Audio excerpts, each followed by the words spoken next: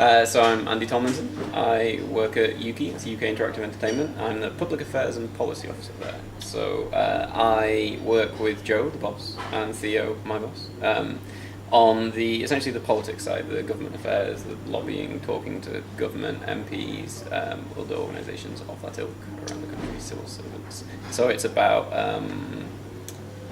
representing the games industry to them, essentially. So UKIE as a whole, and this might have been your next question, is sort of the collective voice of the industry, is the idea.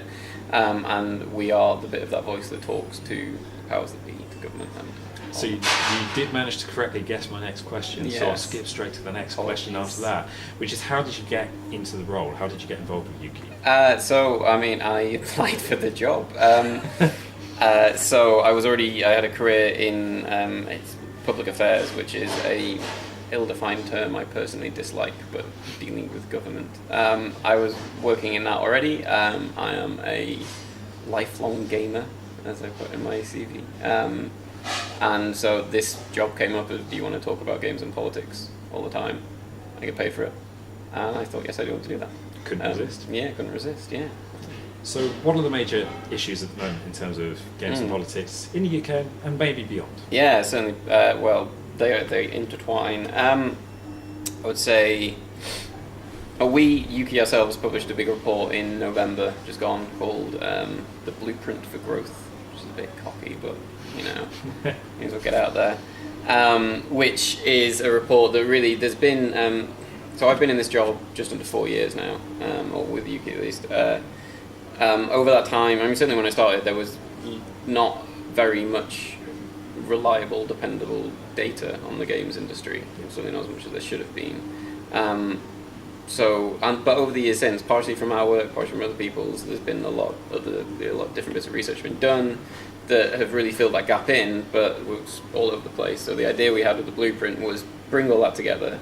So for the first time, really give a coherent, comprehensive picture of the games industry in the UK in terms of, you know, things like just how many companies, where it is, who's working for it, what impact it has in policy terms. Bring all that together in one place, and then from that evidence and information, give a picture for how the UK government can act to continue growing the games industry and why it should want to, why it should care.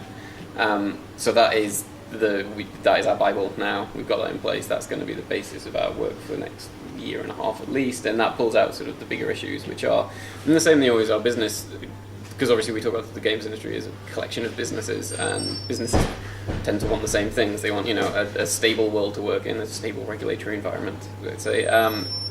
They want to be able to get money, they want access to finance, access to skills, you need the right people, and then a little extra support can go a long way as well. So there's all the issues you would expect us to be talking about: the skill supply, the ability of companies to get finance, and that includes sort of government help. So we were campaigning for the what was called the Prototype Fund, is now the UK Games Fund, which is great that it's there.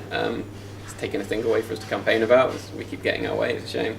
And obviously tax reliefs are in place, but it's really about, we've got this good world, how can we build on it? And one of the big issues that's sort of apparent now and will carry on being a big thing for the foreseeable is this thing called the digital single market, which is a European Union objective to, obviously the whole point of the European Union, at least to start with, was to have a single market, as in anyone in any country could sell anything to anyone in any other country without barriers. There's no trade barriers, there's no tariffs, anyone can move to another country without barriers.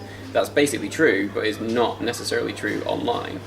And the European Commission wants to fix that, and came out last May with a strategy for doing so, which had 16 different things in it. And so basically they want to look at pretty much any form of regulation that could affect how the internet works in Europe.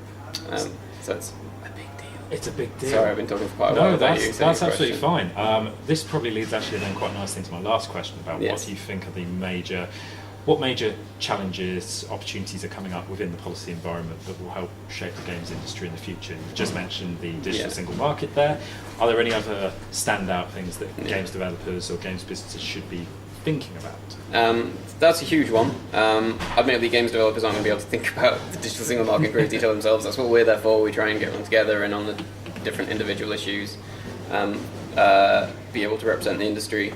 In terms of sort of the political environment, just obviously it is a year of great change, potentially. There's going to be an EU referendum, and obviously this is all really more about the environment in which the games industry will continue to work. So we're doing some work right now on looking at what on earth that could mean for the games industry and what people should think about it. We're going to be asking games companies, should the games industry take a position on the EU referendum, and if so, what should it be? And obviously that's a pretty huge question. So that's a big thing. And obviously there's just plenty of ongoing disruption in the world of politics. So there's the mayoral election in London, there's the Scottish election, also in Wales and Northern Ireland, there's local elections all around the country. So running up to May is going to be a hugely febrile time in UK politics, and all of that sort of trebled by the Labour Party's ongoing issues. But that means there's a lot of tension in different places, and so it's a slightly choppy seas for UKIE to try and help the games industry navigate. Thank you very much. All right.